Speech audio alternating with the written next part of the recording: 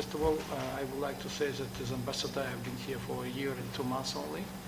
But anyway, it's high time to learn your country more and more, your beautiful country, your beautiful people. And just, I must say, first of all, that we enjoy very good friendly relations between our countries. And we highly appreciate the policy of your country, I mean, as a neutral policy, neutral stance of your government, first of all, in terms of this special military operation of the Russian Federation in Ukraine. I don't say Russia-Ukrainian war, like you can read or listen in some newspapers and some speeches and so on. It's a special military operation. It's not war between Russia and Ukraine. It's war between Russia and the Western countries on the Ukrainian territory, where Ukrainians are being used like puppets. As the Ukrainian people, we don't hate them.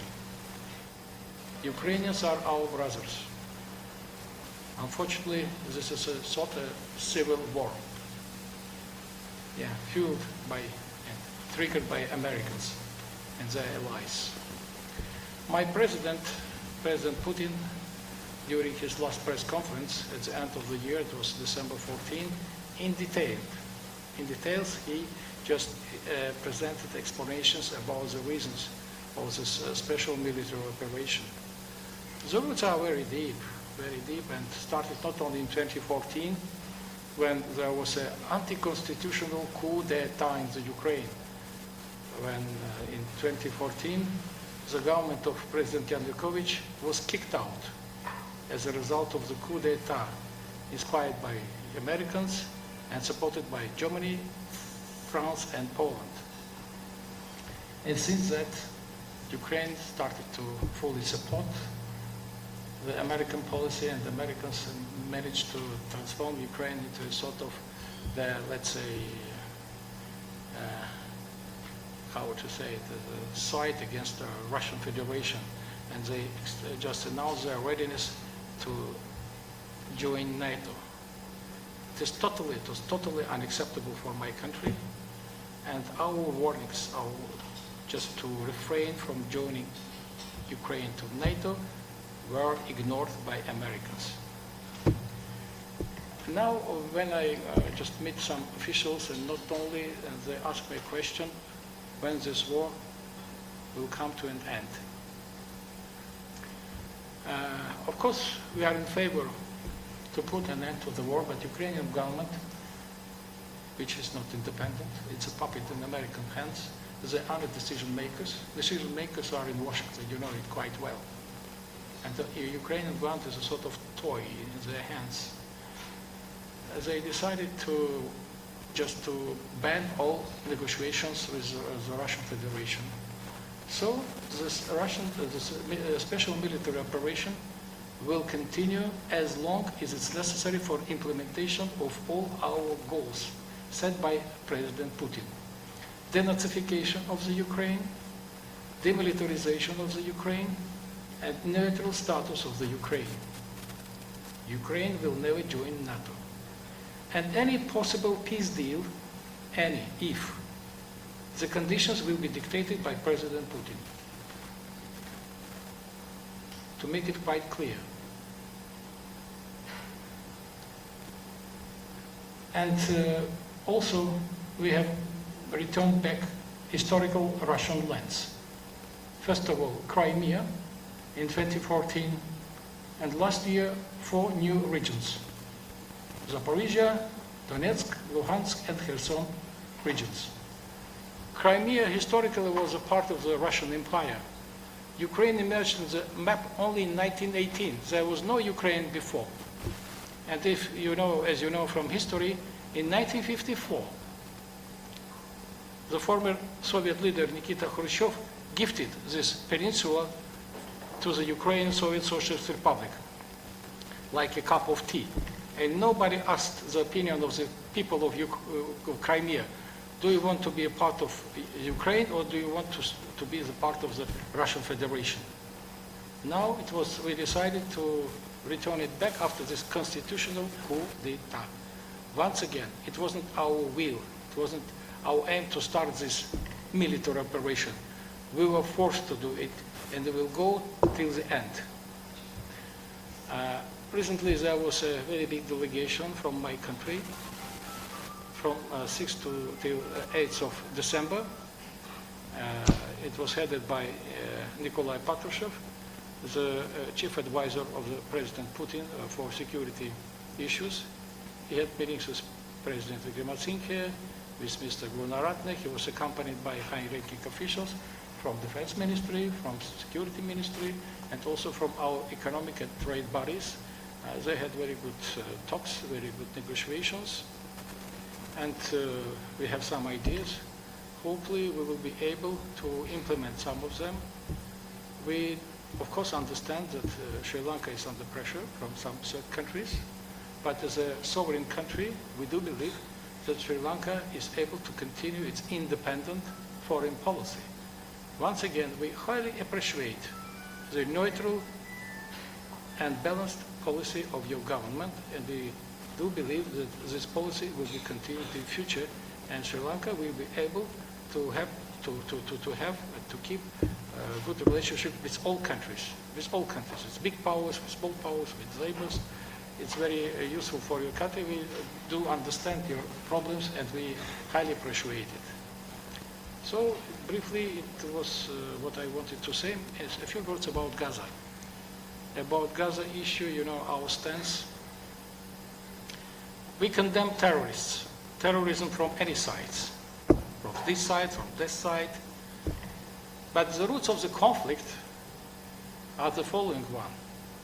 In 1967, according to the United Nations decision, Palestinians have got the legitimate right to create their own country in Gaza Strip and in the Western Bank, with a capital in Ramallah.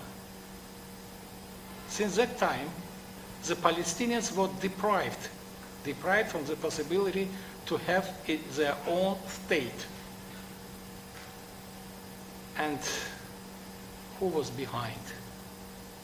Only one country, the United States of America. High time to address the question why the Palestinian people are deprived from this possibility. Recently there was some attempts in the United Nations General Assembly, in Security Council, and Security Council, it was impossible to adopt a resolution about ceasefire. And some people are talking that the Security Council is helpless. Security Council isn't helpless. Because only one country vetoed any decision, the United States of America. And there was a voting in the General Assembly, only two countries were against, Israel and USA. Even American allies, including UK and NATO countries, they didn't support Israel in this regard. When we see what's going on in Gaza, we are in horror. A lot of people, so far 20,000 people were killed in Gaza, and a lot of them kids, which is totally unacceptable. The last attempt in Cairo to get a deal just failed again. And that's why it's high time, when they blame Russian Federation that after we started our, let's say, special military operation, we violated international law. No, we didn't. They violated international law, just in terms of creation of independent Palestinian country and so on. Recently in October, you know that Sri Lanka is the current president of IORA. And there was a ministerial meeting here in Colombo. And before that, I told my Sri Lankan colleagues that this meeting is dedicated to Indian Ocean and has nothing to do with the Ukraine. And I warned them, if any representative of a Western country will raise the issue of the Ukraine, I will retaliate immediately, because Russians always retaliate, always. As I started to denounce Russian Federation, some Australians, Germany, UK, of course, and I told them, you have no moral right to criticize Russia. Your illegal invasion in 2003 to Iraq, blatant violation of international law. bombing of former Yugoslavia in 1999, when you smashed, kicked out a legitimate government of former Yugoslavia. You destroyed Libya.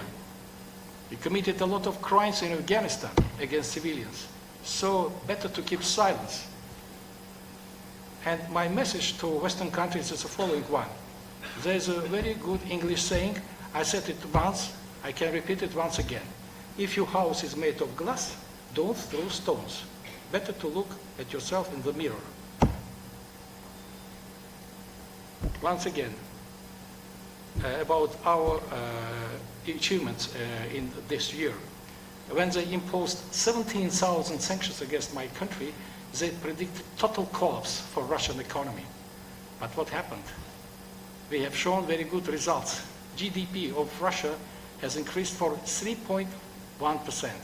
And we have become the greatest and the biggest and the strongest economy in Europe. And look what's going on in France, in Germany, and other countries. They face huge number of problems. America, look what's going on in the southern border with Mexico. So we are in favor of having good relations with Western countries. But they must make the first step. And we will talk to them only some conditions are necessary. First of all, mutual respect, equality, and don't lecture us. Nobody has right to lecture Russia, and Russia has never lectured any other countries. That's a very clear message from my president, from my country. That's why they should keep in mind if they want to have good relations. The sanctions are total failure. It's a lose-lose game. In some European countries, they understand it better and better. For example, Hungary, for example, Slovakia, and some other countries. So, let's be optimists. At the very end, I would like once again to express my gratitude to the government of Sri Lanka and to the people of Sri Lanka, our friendly people, and we enjoy this hospitality and friendship just every day. Thank you.